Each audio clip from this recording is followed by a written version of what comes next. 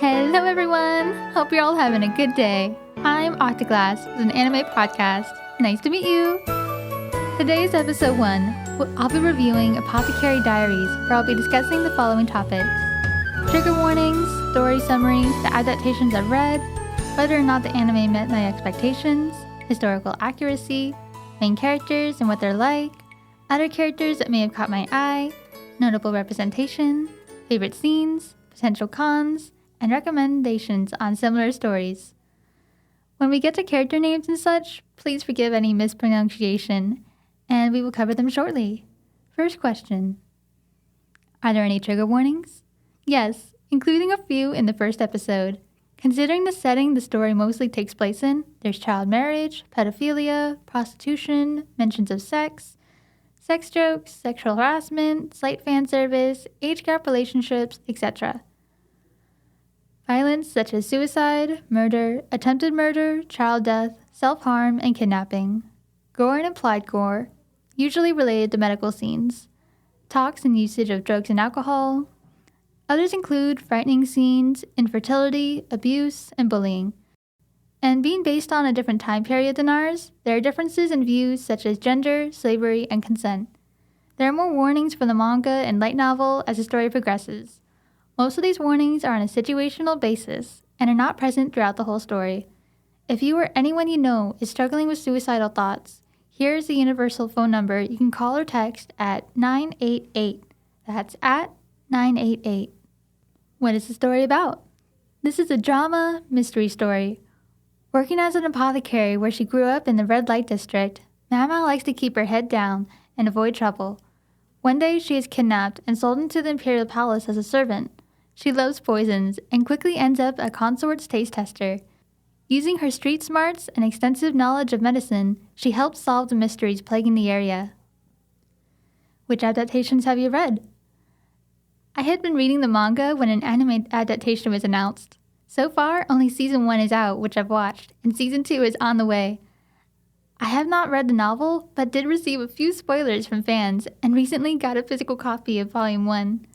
The story is by Natsuhyuga, starting as a web novel before being made into a light novel. 2 manga were published, and then the anime came out before an anime chibi series was also made.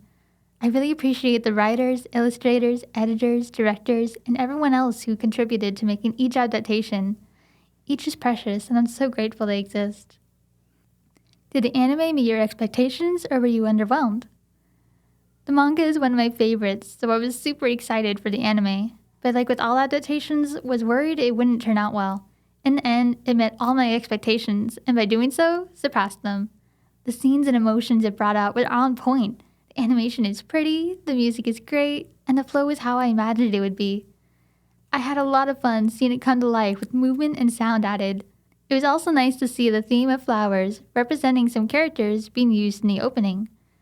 I love the soundtrack so much that I listen to them regularly. The anime went way further in the story than I expected, which I appreciate. Is it historically accurate? There's a disclaimer saying everything published is fiction, but it gives the feel of ancient China in a slight fantasy setting. I don't know much about China, so I'm glad I looked up this question. There are some real scientific, medical, and technological facts true to our world while having made-up stuff mixed in, but not to the point where anything feels unnatural. Who are the main characters and what are they like? Main character bias with Mao Mao, of course, but hearing her thoughts and getting to know her, I can't help but be drawn in.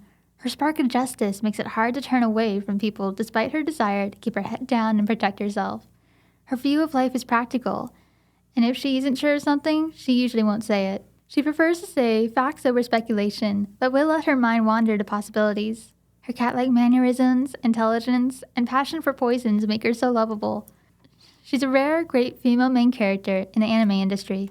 I agree with Anaku's take in her YouTube video, Freeman vs. Mao Mao, writing a female protagonist, on how alike she is to Freeman and Fern from Freeman Journeys Beyond.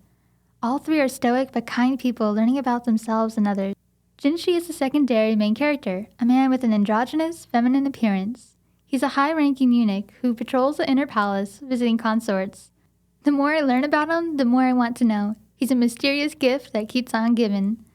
I don't like how pushy he is with stepping over Mao Mao's boundaries, but he's also surprisingly respectful with them in other ways. Besides that though, he has a lot of redeeming qualities, such as being kind and viewing people as individuals instead of based on their social status. Despite his intelligence and hardworking nature, he lacks confidence in himself besides his good looks, which he uses to his advantage. Fun fact, his English voice actor is Kaji Khan, who also voices Satoru Gojo in Jujutsu Kaisen. Which other characters have caught your interest? First of all, I want to say a lot of characters I grow fond of the more I learn about them, and I'm pretty simple, so I tend to easily. I love that this story doesn't give you everything about a character right away. You have to keep reading and slowly uncover traits, just like people in real life. That being said, I've amassed a lot of characters to like, and there are a few repeatable themes, such as androgynous, having features of the opposite gender, mysterious, or kind/sweet. Do you know how many characters fit at least one of those? And furthermore, a vast cast with very human traits? So, needless to say, I had to narrow down my list quite a bit. Xiaolan is a fellow servant who passes on gossip to Mao Mao in exchange for snacks, though she probably just thinks Mao Mao is only doing it out of kindness. She serves as a source of info and sets up most of the cases. She's adorable and precious, bringing out feelings of wanting to protect her smile. At the start of the story, Lady Otto is one of the 4 high consorts. Her appearance is androgynous and masculine, especially attracting the attention of women, thinking she is cool or gorgeous. In this way, she is similar to Jinshi, who has a similar effect on women. She is kind and motherly. I gain a feeling of comfort or safety when she's on screen. Is there any notable representation? Yes, including gender being a big theme in the story. Older ages are also well drawn. For physical ailments, at the very least, there's a character with a limp due to his kneecap being removed. Mild to severe allergies, chronic illness, and STDs. Besides that, there's more, especially in the manga and light novel, like Tien, whose hand is partially paralyzed. There's also prosopagnosia, also known as face blindness. Now, this next part is not confirmed by the author, but in the mind of me and some fans, Mao Mao may be autistic. I'm not a clinician, so I can't diagnose, and it may not be canon anyway. But I am autistic, and to be able to relate so well to her, as a woman and someone on the spectrum, it's a real treat. A possible symptom of autism is face blindness, and since she was related to that person, it is possible they are both on the spectrum. What are your favorite scenes? I'll do mostly episode 1 scenes today, but shown partially in the trailer is the iconic "This is Poison" scene. She had been eating delicious food, but hadn't had a lot of poison scenes so far. I don't know a lot about art, but I love how the angles and such draw attention to her and make it more impactful. It is one of my favorite scenes in the manga, and to have it shown so accurately made me really happy. Shown in episode 1 and also in the trailer is how Mao Mao and Jinshi meet. The whole situation from passing each other by to him calling her out makes me laugh every time. Are there any cons? While not a lot of fan service, and I actually don't mind the sex jokes and references, I do think Jinshi takes things a little too far sometimes, especially the honey scene. And I get that Gaoshun was in a difficult position, but I was counting on him to step in, and he didn't. In the end, this was disappointing only because I expected more from them, though. The story is also case-based instead of episode-based. I like it that way, but not everyone does, so just a warning for such folks. Also, this is not a romance story, so while we see Mao Mao and Jinshi get close, there isn't any romance for quite a while in the other adaptations. So if you're here for the romance, think of it as a slow burn. There's also a lot of miscommunication between Mao Mao and other characters, but it's usually funny. Episode 1 gives you pretty much everything you need to know if you'll like the series or not, and fits any summary of the story, so I recommend giving it a chance. What are some recommendations of yours for similar stories? If you want another similar story, try Raven of the Inner Palace, which is also based on China.